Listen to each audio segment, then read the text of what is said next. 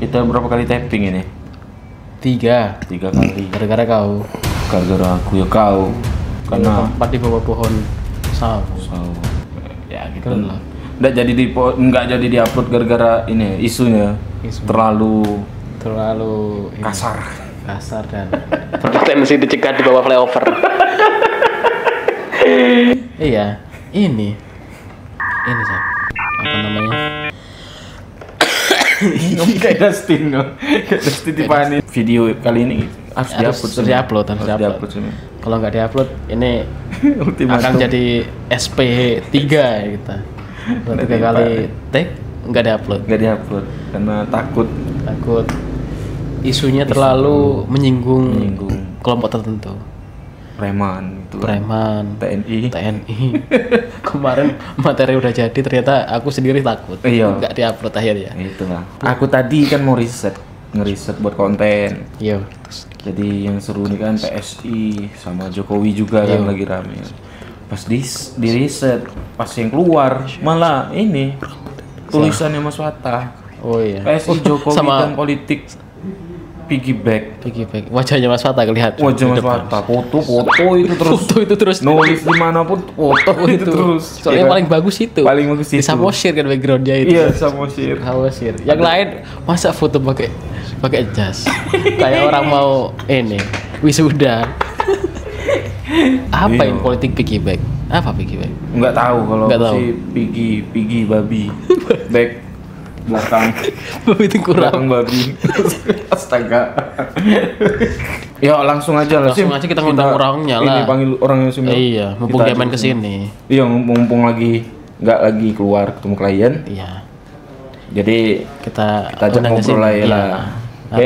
Oke, kita panggil langsung hadiri Mas Pata ya. Mas Pata. Woi.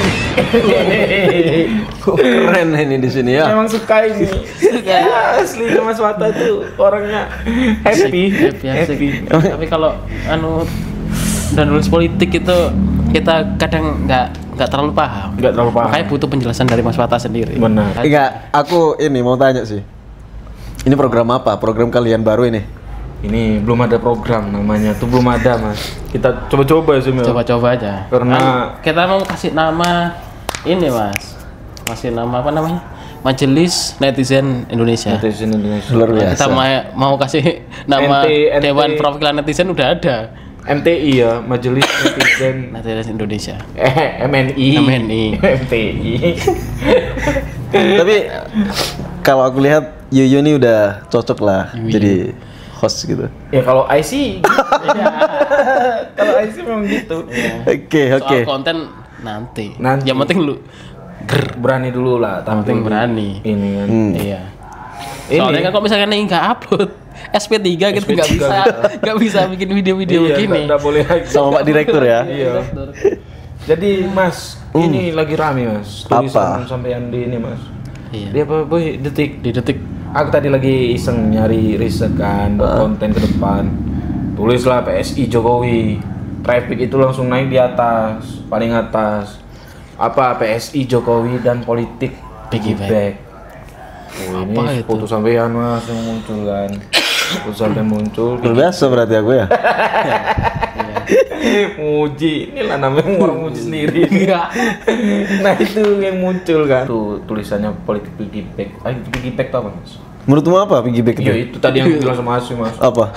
Piggy itu babi, back itu belakang babi. Atau tengkurap? Babi tengkurap. Sembarang aku ngomongnya.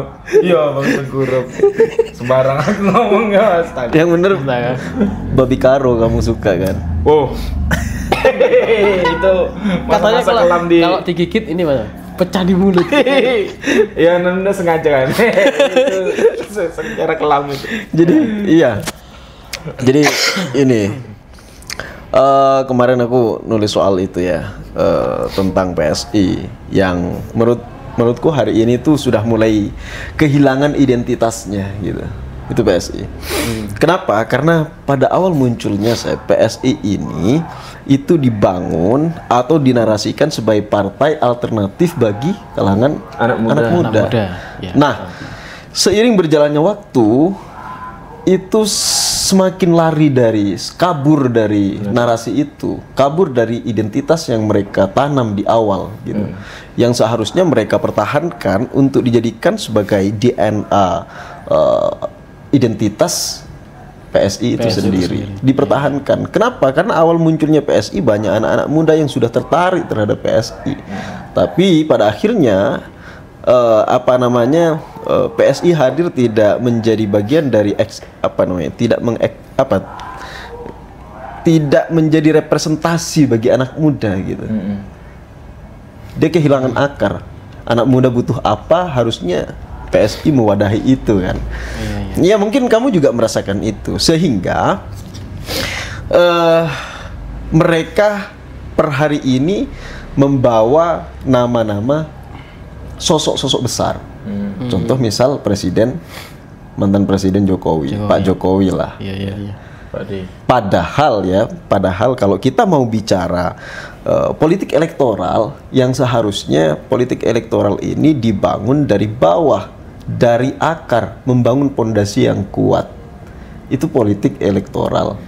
Dan politik elektoral ini membangun struktur yang kuat di bawah dengan simpul-simpul yang kuat juga gitu. Misalkan membuat dia menjalin relasi dengan komunitas-komunitas anak muda di kampung, komunitas anak muda nelayan, komunitas anak muda petani, kemudian komunitas mereka fokusnya membangun politik elektoral tadi itu dari warung kopi ke warung kopi, kemudian dari pintu ke pintu, kemudian dari dapur ke dapur. Kira-kira begitu. Sayangnya hari ini yang dilakukan PSI justru terjebak dalam politik piggyback yang saya sampaikan, yang kamu tanyakan tadi. Apa politik piggyback? Politik yang hanya sekedar menumpang popularitas terhadap tokoh besar seperti Pak Jokowi. Itu politik piggyback. Diibaratkan itu, kalian punya band, ya. Kalian punya band, terus kalian sebagai vokalis di panggung, justru kalian membawa poster-poster Noah. Ini bandnya Noah atau bandnya Septa sama Hasyim nih? Gitu. Iya. Dia hanya sekedar menumpang popularitas saja. Atau kamu di sekolah, ya kan, kamu pengen terkenal. Waktu kamu sekolah SD atau SMP, ya, kamu pengen dikenal banyak orang. Ya kira-kira kamu orang-orang yang tersisihkan lah pada saat itu ya. Atau mungkin benar itu? Enggak. Nah, beda. Terus umpamaan itu. Ya, terus kamu itu pengen kenal sama geng, ketua geng. Ketika kamu kenal sama ketua geng, jadi kamu mencari cara gimana caranya kenal sama ketua geng. Anggapanmu, ketika kenal sama ketua geng itu, maka orang-orang melihat, Septa itu dekat sama ketua ini. Akhirnya kamu ikut terkenal. Kamu hanya menumpang nama dari ketua geng itu gitu loh. Ketika ada orang yang selalu bareng sama ketua geng ini kan, otomatis kamu dilihat ini temen ini dilindungi oleh ketuanya gitu kan. Kira-kira begitu, Sep. Nah, itu yang dilakukan PSI. Kurang lebih sama ya sama bahasa gua tuh pansos ya. Dompleng popularitas ya. Popularitas, pada sosial. Pansos. Nah, itu ini kan Septa. Dari apa yang dilakukan PSI dengan pansos ke Pak Jokowi itu. Itu efektif nggak dengan piggyback apa yang diperoleh PSI hari ini? Gitu. Seharusnya efektif sih. Seharusnya. Tapi kalau kita mau baca data case by case ya dari kabupaten yang harusnya menjadi basis PSI, kalau memang mau membawa nama Pak Jokowi, misal di Sumatera Utara 2, secara elektoral di Sumatera Utara 2 PSI hanya mendapatkan 23.000 suara. Nah itu perbandingannya sangat jauh dengan hasil perolehan suara Presiden Jokowi pada tahun 2019. Waktu itu, waktu menjabat sebagai waktu mencalonkan sebagai presiden dan wakil presiden itu. Nah, di sana menang telak. Di Sumatera Utara ini kan diasosiasikan sebagai basis basis Pak Jokowi. Diasosiasikan sebagai pemilih rasional, pemilih yang nasionalis di sana. Sehingga kenapa Jokowi menang? Jokowi tampil sebagai sosok nasionalis di sana kan, meskipun ada wakilnya Kiai Ma'ruf Amin pada saat itu. Nah, pada tahun 2024 PSI membawa nama besar Jokowi, Jokowisme. Banner-banner bertebaran di mana-mana, termasuk di Sumatera Utara 2. Akhirnya apa yang didapat? Hanya 23.000 suara. Berarti elektoral Jokowi tidak bisa dikonversi menjadi elektoral PSI.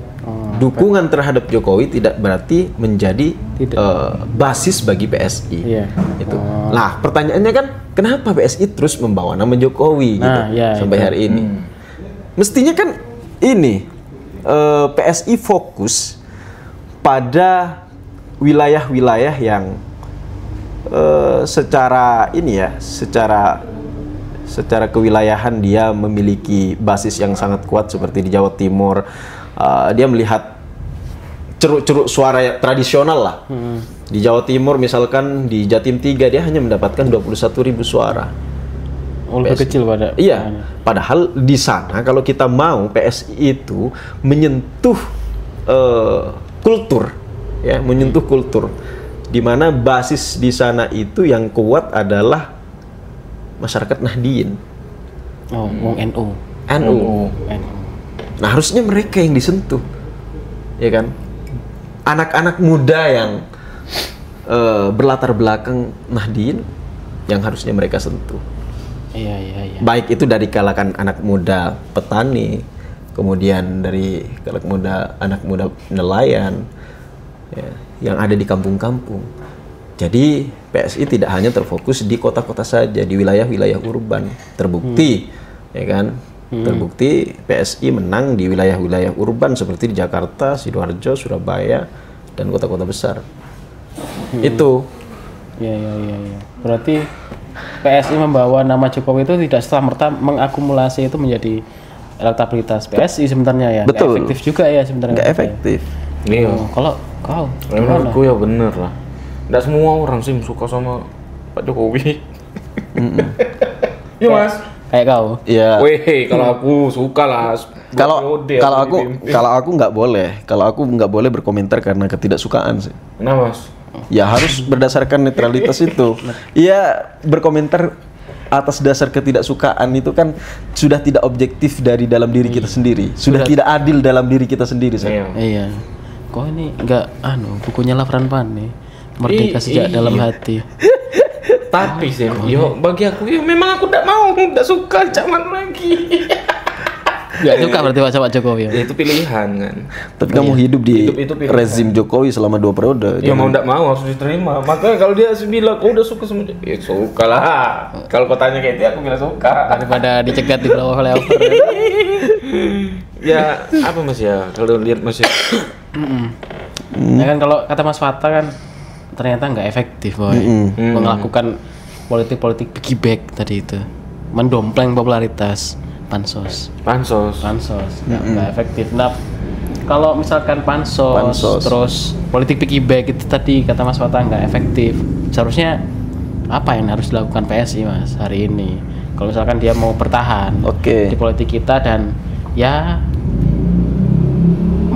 dalam satu tingkat lebih tinggi lagi lah, masuk Senayan gitu. Harus ngapain? Nah, kalau setiap pemilu nggak masuk Senayan ngapain ikut pemilu boy? Ngeremehkan kok sih. Ya gimana Mas Atta? Apa yang harus dilakukan oleh PSI ini? Ya ini ya, PSI ini kan partai anak muda katanya kan. Kemudian partai anak muda harusnya membawa nilai-nilai progresivitas gitu ya. Dia harus progresif. Nah, partai yang progresif itu tidak semerta-merta hanya dibangun melalui dari sosial media. Partai progresif itu harus hadir dari pintu ke pintu, dari dapur ke dapur, dari warung kopi ke warung kopi. Kalau misalkan di wilayah Batak itu di wilayah masyarakat Batak dari Laputua ke Laputua. Mabuk idalai.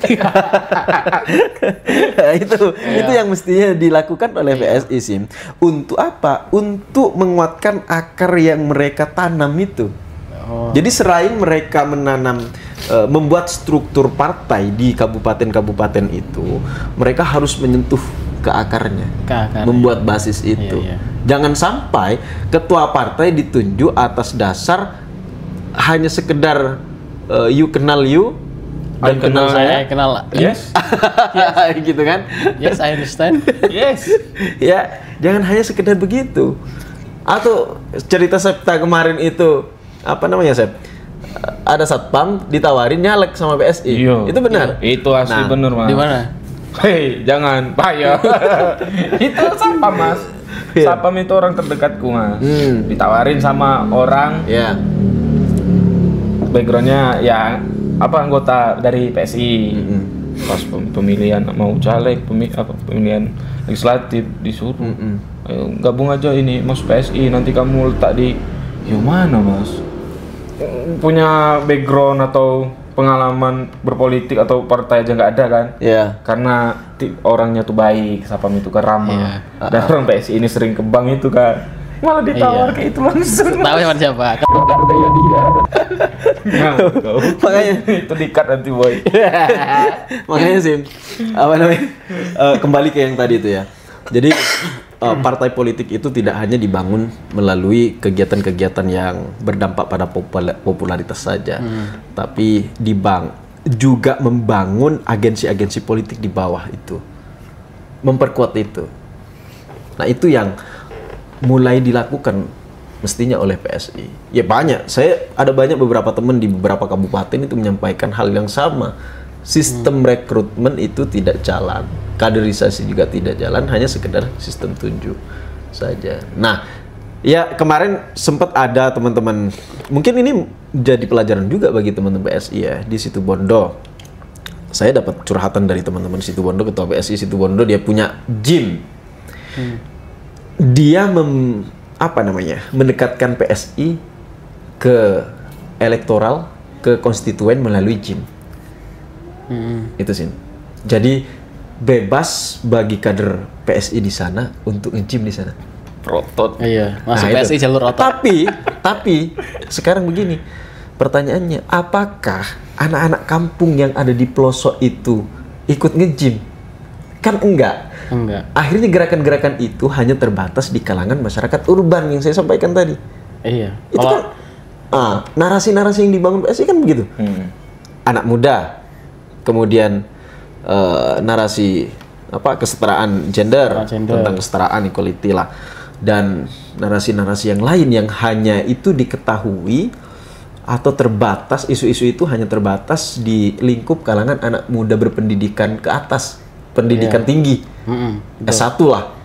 Tapi tidak menyentuh pada anak-anak muda yang kerjanya sebagai petani, yang lulusan SD, SMP, maaf ya, ada itu masih banyak kan, karena lapisan masyarakat kita itu yang tebal itu masih masyarakat menengah ke bawah. Itu yang seharusnya menjadi ceruk dari PSI. Itu yang harus direbut oleh PSI sebagai partai progresif. Gitu. Iya. Oke ya. Kalau AI itu ya sepakat aja lah. Yang di samping Mas Fatar. Sepakat terus om. Sepakat. Tapi ini Mas ngambil satu sisi juga bagiku Mas ya. PSI itu memang harus jadi oposisi tadi sih. Iya kan? Iya. Harus jadi oposisi PSI. Kenapa tuh? Buat seru-seruan aja. Iya kan sih? Buat seru-seru. Nggak ngeluarin uang banyak buat seru-seruan doang ya. Tapi pernah nggak PSI itu jadi ini? Oposisi. Oh, kalau PSI jadi oposisi pernah Mas. Kapan? Apa? Waktu ini kan. Waktu Anies jadi gubernur. Anies jadi gubernur, dia jadi oposisi Mas. Jadi PSI ini kayaknya partai berskala provinsi, bukan partai skala nasional. Lah iya Sim, yang dikritisi itu Sim, pas di zaman Anies Baswedan jadi gubernur DKI. Tapi efektif ya, eksis ya. Eksis PSI sampai di masuk DKI Jakarta. Masuk Iya, banyak juga itu. Banyak, 10 Boy. kursi apa enggak salah? 10 kursi kan? Iya. Masuk di ini apa? DPRD provinsi. DPR DKI provinsi. Jakarta. DKI. Nah, kalau misalkan itu oposisi dalam skala nasional. Nah itu sih. Nah, itu. Makanya kan aku bilang tadi seru kan. Dampaknya besar atau enggak gitu ya? Iya mas. Oh, mungkin di dalam tulisan saya itu juga ada kaitannya itu Septa. Soal oposisi, ya. Oposisi. Jadi di dalam tulisan saya sempat menyinggung soal Future Forward Party. Future Forward Party itu. Nah, itu di Thailand. Jadi gerakan ini memang berawal dari gerakan sosial, ya, gerakan sosial yang muncul sebagai gerakan civic engagement, ya kan. Kemudian dia besar. Jadi ada sebagian anak muda ini melihat konstelasi politik di Thailand itu sangat buruk. Terjadi perpecahan di antara beberapa partai, kelompok merah dan kuning. Kuning ini kelompok pemerintah, kerajaan lah. Merah ini kelompoknya Thaksin. Kemudian anak-anak muda ini gelisah dengan kondisi itu. Kita harus turun ke jalan membuat satu gerakan sosial gitu. Dan mereka ingin terlibat dalam sistem politik, mempengaruhi kebijakan-kebijakan politik. Tapi pada akhirnya kayaknya kalau hanya dibangun atas dasar gerakan, hanya melalui gerakan sosial kayaknya nggak efektif nih, gitu. Akhirnya apa yang mereka lakukan? Mereka melakukan membuat hubungan lah, menjalin relasi dengan partai politik yang ada di sana, yang memang berlawanan dengan pemerintah. Kemudian mereka tetap gelisah nih. Kayaknya kalau sekedar punya hubungan dekat dengan partai politik, kita nggak bisa mempengaruhi kebijakan, nggak bisa mempengaruhi sistem politik itu sendiri. Pada akhirnya mereka membuat partai politik sendiri yang disebut Future Forward Party itu. Nah, gerakan ini dari awal munculnya memang berlawanan dengan pemerintah, hadir sebagai alternatif bagi partai-partai yang terpecah di sana. Jadi terpolarisasi partai politik di sana. Akhirnya gerakan ini mengundang banyak simpati dari kalangan anak muda dan masyarakat umum di sana gitu. Dan diterima. Pada akhirnya pada tahun 2018 kalau nggak salah ya, dia mendapatkan 81 kursi tuh. Oh, 2018 kalau. Ini partai lebih baru daripada PSI. Meskipun partai ini pada akhirnya juga dibubarkan oleh konstitusional MK. MK yang di Thailand. Ya, MK di Thailand. Bukan MK di Indonesia. Ya. MK di Indonesia kan meloloskan jadi meloloskan anak lah ya, anak Jokowi, anak Adam. Iya. Anak cucu Adam. Iya. Jadi itu. Meskipun dibubarkan, tapi pada tahun 2023, sebelum 2023, partai ini kembali hidup, kembali hidup dengan visi yang sama, nilai-nilai yang sama, orientasi yang sama, menjadi partai yang disebut Partai Movement Forward Party, MFP. Dari 2023 dia berhasil meraup kursi berapa? 151 apa 153 kursi itu. Mayoritas di parlemen itu. Mayoritas. Langsung jadi partai pemenang ya? Hah? Langsung jadi partai pemenang. Langsung jadi partai pemenang. Nah, mestinya seperti itu yang dilakukan PSI. PSI ini bukan hadir dari diskursus yang ada. Artinya dia tidak menjadi antitesa dari partai yang ada. Kalau Future Forward ini menjadi antitesa dari partai yang ada di sana gitu.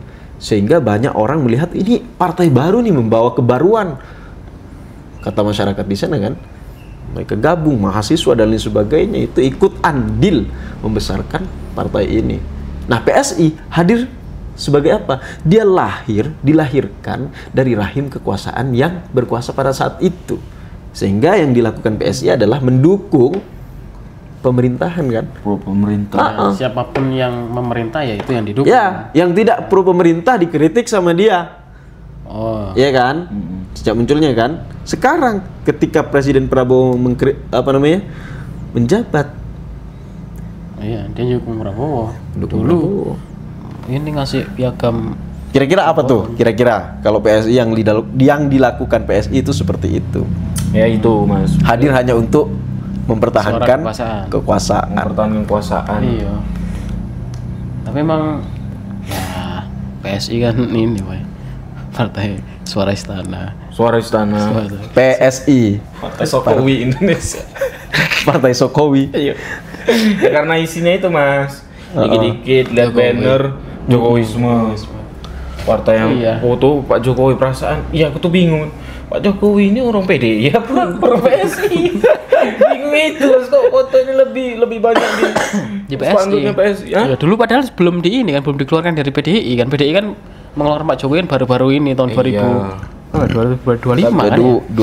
Dari 22 lah mulai nggak baik kan. Iya, tapi secara resmi dikeluarkan kan baru kemarin setelah pemilu ini kan. Ya.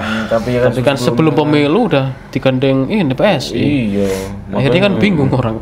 Ini Pak Jokowi kader PSI apa? PDI atau PDI cabang PSI? Atau partai sayap gitu ya? Oh, partai sayapnya PDI sama merah. Tapi kayaknya iya. Tapi ya itu Mas, ya kan sepakat kan bahwasanya kayak MVP itu lahir MVP main Mobile Legends kau. Sering main Mobile Legends. MVP itu Mas lahir dari apa namanya itu grassroots lah ya. Iya. Akar rumput kan. Betul. Sedangkan PSI ini dari langit. Dari langit kekuasaan. Langit kekuasaan. Makanya Mas itu SIM kata putusin. Apa itu yang bikin susah ya PSI ini Mas? Kan kalau misalkan Future Forward Party sama Move Forward Party di Thailand itu kan berawal dari social movement. Gerakan sosial. Ya, masyarakat yang tidak suka dengan pemerintahan merasa terfasilitasi dengan hadirnya FFP sama MFP ini kan. Tapi PSI kan lahir dari rahim movement. Makanya sepakat Mas kalau PSI itu harus Mas oposisi. Betul. Apalagi sekarang ini dia memang awal-awal make ikut dari pansos kan, pansosnya Pak D Jokowi. Ya udah popularitas kayak ini udah tinggal aja itu. Harus jadi oposisi kan.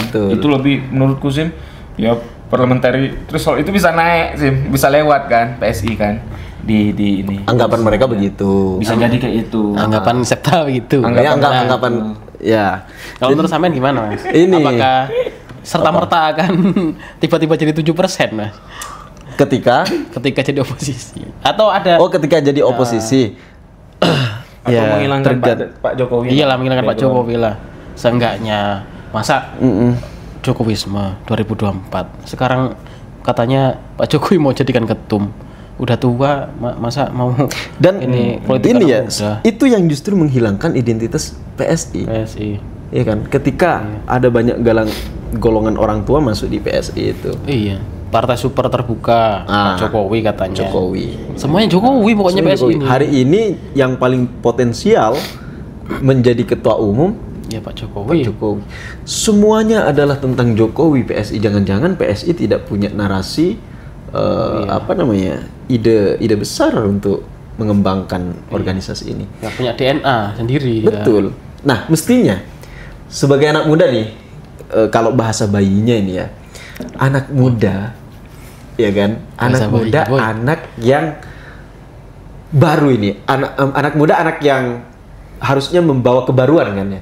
Iya. Karena dia identik dengan sesuatu yang baru. Beda dengan yang tua ya kan. Itu ada kolot itu. Kasar. Iya. Iya. Partai yang membawa kebaruan ini harusnya bertentangan dengan kekuasaan yang ada. Iya kan? Kalau dianggapnya kekuasaan ini tidak sesuai dengan atau tidak merepresentasikan keinginan anak-anak muda, sebagai partai baru dia harus berbeda pandangan terkait melakukan artinya mereka harus menjadi oposisi seperti yang kamu sampaikan tadi. Karena gini, partai pembaharu, partai yang progresif itu harusnya membawa kebaruan sebagai partai pembaharu, sebagai partai perubahan. Tapi PSI justru terbalik, ya kan? Ketika partai ini mendukung kekuasaan, justru dia ingin mempertahankan status quo. Ya. Mempertahankan status quo adalah ciri-ciri partai yang konservatif, partai yang kolot. Partai yang kolot identik dengan golongan orang-orang tua, iya kan? Berarti PSI ini sama saja dengan partai yang lain, bukan partai pembaharu sebagaimana yang diharapkan generasi-generasi muda. Menurutmu harapanmu apa nih kira-kira kalau kamu memposisikan sebagai pemilih atau generasi muda yang ingin masuk ke partai yang cocok buat kamu sebagai partai yang merepresentasikan anak muda? Sim. Itu dulu. Apa harapan buat PSI sih kira-kira gitu? Oposisi mas. PSI kalau berani PSI itu harus ini mas, jadi partai oposisi di luar pemerintahan, di luar PSI mas. Banyak kan di Kementerian Kehutanan orang PSI kan. Banyak. Ayo bro and sis, kita cabut, let's go. Udah ya besar kemungkinan. Makanya saya bilang tadi mas, cuma dikritik itu di zaman Bapak Anies waktu jadi gubernur DKI. Cuman itu yang muncul PSI. Coba sekarang lihat di media sosial mas. Kalau PSI berstatement, ada salah satu kader PSI berstatement itu di media sosial. Kalau dilihat komentarnya itu ndak ada yang bilang, bagus juga ya PSI ya. Beda kalau PDIP, walaupun PDIP ada di fase dia lagi drop, partai PDIP lagi drop. Ketika dia mengkritik pemerintah dan tidak sesuai lah dengan pemerintah, komentar netizen itu pasti ada yang memuji sih. Taring PDIP kembali muncul gitu kan. Yeah. Kalau PSI mas, dia mengkritik apa? Nggak ada mas yang ini mas.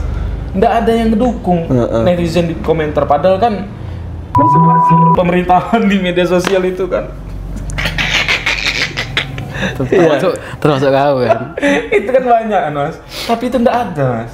Makanya kalau menurutku ya PSI memang harus jadi partai oposisi dari pemerintah. Iya. Kalau berani. Kau Sim? Kalau aku pernah tertarik nggak buat bergabung kalau PSI? tertarik dulu pernah aku, karena memang kayak disampaikan Mas Fata sebenarnya. Kenapa PSI itu PSI itu hanya mampu menyentuh kalangan anak muda menengah ke atas secara pendidikan ya. Nah, kayak misalkan aku dulu tuh waktu Pemira. Jadi sebelum ada PSI Pemira. Secara demografi sudah terbatas ya. Iya, secara demografi sudah sangat terbatas. Hanya di kalangan anak muda menengah ke atas. Itu ya, secara pendidikan gitu. Jadi aku dulu ketika masih kuliah gitu ya. Ya aku bahkan dapat ini loh, buku soal PSI. Jadi kamu jadi kader PSI itu harus apa, harus gimana itu punya aku dulu. Buku saku PSI gitu. Bukan buku putih. Buku panduan gitu, kayak panduan jadi kader PSI. Punya aku dikasih Wildan aku dulu. Wildan? Iya. Kalau Wildan jadi apa? Makanya dulu itu bahkan aku pakai tagline yang muda yang berkarya. Karena PSI dulu pakai itu, pakai warna merah. Karena ketika PSI muncul waktu itu membawa pembaruan bagiku dulu. Karena ini partai anak muda, ini partai baru yang mau untuk memberikan tempat bagi anak muda tampil di publik sama Mara Amani, Grace Natali, bahkan yang di luar nalar kita digiring Niji, ya, yang awalnya nyanyi lagu apa namanya? Mimpi adalah kunci. Sekarang jadi wamen sekarang kan, wamen kebudayaan, Kementerian Kebudayaan. Nah, maksud tuh mereka mau untuk memberikan wadah bagi anak muda dulu. Nah, kalau aku sih hari ini pengennya ya PSI kembali lagi menjadi partai anak muda yang menggaungkan kebutuhan dan aspirasi anak muda. Tapi bukan hanya anak muda di kalangan menengah ke atas, tapi juga masyarakat yang suka mancing di ini, yang suka ngarit. Masyarakat anak urban, muda yang dibayangkan PSI rural. Kan anak muda di kalangan perkotaan aja Mas Fata. Iya. Mereka nggak tahu kalau di ujung Situbondo sana di kemarin rame-rame soal apa namanya Baluran, itu ada anak muda yang tiap harinya harus nyari rumput. bicara soal gender equality juga ngerti mereka. Iya kan? Bicara soal apa? Misalkan kalau misalkan tadi Mas Fatang nyinggung double 3 itu kan Situbondo, Bondowoso, Banyuwangi. Bicara soal gender equality yang enggak masuk ke mereka. Misal Bondowoso, Situbondo kan akrab dengan inilah ya, orang-orang hadirin setiap hari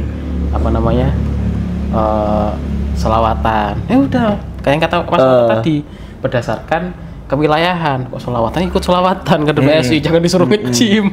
Masa orang selawatan disuruh nge-gym? Ya kan enggak cocok, enggak masuk. Udah apa? Fasilitasi kepentingan dan aspirasi anak muda, tapi juga harus membaca situasi lokalitas dari masing-masing daerah itu. Dan yang terpenting satu, oposisi harga mati. Iya. Nggak masuk Senayan kok bela pemerintah. Logika ngawur kan. Tapi ya apalagi sekarang lagi ramenya PSI partai PSI ini perorangan ya, partai perorangan kan ganti nama. Kata Jokowi itu yang bilang itu patah seperti BK itu loh. Nah kalau dilihat sebelumnya itu kan Mas Kaisang kan Mas jadi ketum kan. Tapi aku nggak pernah lihat ya Mas Kaisang nih kayak pernah ikut kaderisasi atau apa ya? Kalau kita kan di OKP bro, OKP kita kan bro, kita ikut kegiatan training namanya LK2, LK1. Iya kan, LK1 intermediate. Nah kalau Bapak, ini beda kan? Beda.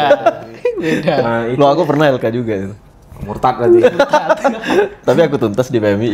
Nah, kan, beda kita. Jangan panggil saya Dinda ya. Nah itu Mas, jadi pernah enggak Mas?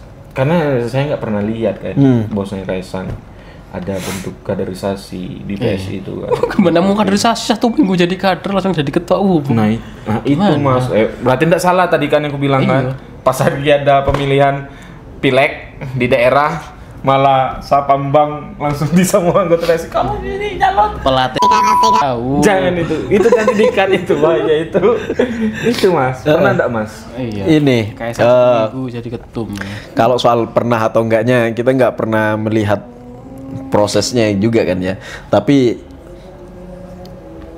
partai politik itu harus menjalankan fungsinya. Salah satu fungsinya itu adalah melakukan kaderisasi, ya kan, melakukan kaderisasi terhadap anggota-anggotanya gitu. Kira-kira begitu. Nah, kaderisasi itu setiap organisasi itu sangat dibutuhkan. Apalagi sekelas partai yang besar. Ya kan, organisasi kayak PMII, kemudian HMI, GMNI dan lain sebagainya itu teman-teman untuk menjadi kader yang matang harus melalui tahap kaderisasi yang berjenjang kan. Ya. Di partai mestinya juga dilakukan begitu. Tidak semerta-merta langsung jadi ketua umum seperti yang terjadi seperti yang dilakukan oleh Kaisang ya. Beda memang orang yang lahir dari proses kaderisasi dengan orang yang tidak lahir dari proses kaderisasi. Ya salah satu inilah analoginya ini. Ketika kamu bikin susu, kopi. Bikin kopi susu gula aren, ya kan? Aren latte. Yang satunya itu kopinya lebih banyak. 1 gelas diisi kopi lebih banyak, kemudian susu, kemudian gula aren. Airnya sedikit, jadilah kopi gula aren kental, ya kan. Kemudian 1 gelas lagi, kopinya sedikit, susunya sedikit, gula arennya sedikit, ada banyak. Kemudian airnya banyak. Ini kan prosesnya berbeda ini kan, airnya banyak. Nah, kalau di Madura itu disebut kopi arnyang namanya. Kalau kopi encer atau Americano lah ya, kira-kira begitu. Kopi arnyang. Itu katanya anak-anak Situbondo itu konten creator bilang begitu. Nah, dari proses yang berbeda tentu menghasilkan cita rasa atau kopi yang berbeda juga. Atau kopi dari pengelolaan kopi dari proses pembersihan, kemudian metik. Nah, itu dibandingkan dengan yang sembarangan dipetik, kemudian dicuci sembarangan, ya kan, dijemur sembarangan, kemudian disangrai sembarangan, di roasting sembarangan. itu hasilnya berbeda dengan yang betul-betul dilakukan oleh petani-petani yang memang terdidik. Hasilnya beda, cita rasanya berbeda. Meskipun sama-sama kopi Gayo atau kopi Ijen atau kopi Kayu Mas di situ Bondo, kita bawa-bawa situ Bondo ini kira-kira. Gitu, Sam. Jadi maksudnya itu kualitas ya. Enggak, maksudku bukan soal itu. Jadi maksudku ketika Mas Kaisang ini betul-betul melalui proses yang matang, kaderisasi yang matang, tentu akan menjadi ketua umum yang matang juga. Dia tahu arah kemana PSI harus dibawa. Harus menjadi partai apa. Kalau menjadi partai anak muda, partai alternatif bagi anak muda, dia kalau melalui proses yang matang mestinya itu dipertahankan. Tidak kemana-mana narasi yang dibangun. Tetap sebagai partai anak muda yang progresif. Tinggal dia membuat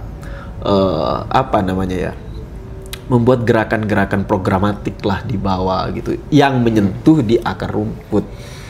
Ya, jadi jadi bagi saya PSI hari ini itu Hasim hanya terjebak dalam